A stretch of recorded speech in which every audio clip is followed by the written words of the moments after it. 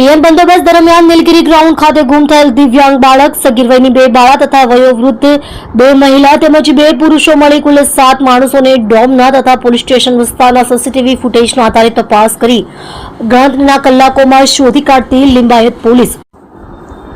મહેરબાન police commissioner સાહેબ શ્રી તથા ખાસ પોલીસ કમિશનર સાહેબ શ્રી તથા નાયબ પોલીસ કમિશનર સાહેબ શ્રી ઝોન 2 તેમજ મદદનીશ પોલીસ કમિશનર સાહેબ શ્રી ડી ડિવિઝન સુરત શહેરનાઓની સૂચનાથી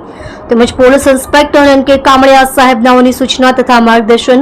તથા સેકન્ડ પોલીસ ઇન્સ્પેક્ટર વી.એ. જોટાણા સાહેબનાઓની દેખરેખ હેઠળ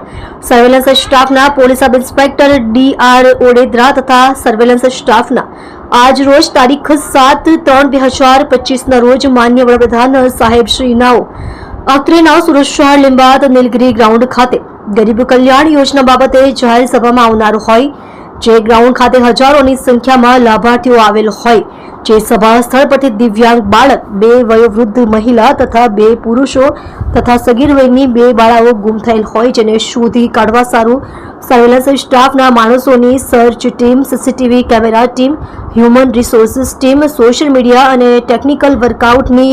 અલગ ટીમો બનાવી સી ટીમ તથા ખાનગી વાહનો મારફતે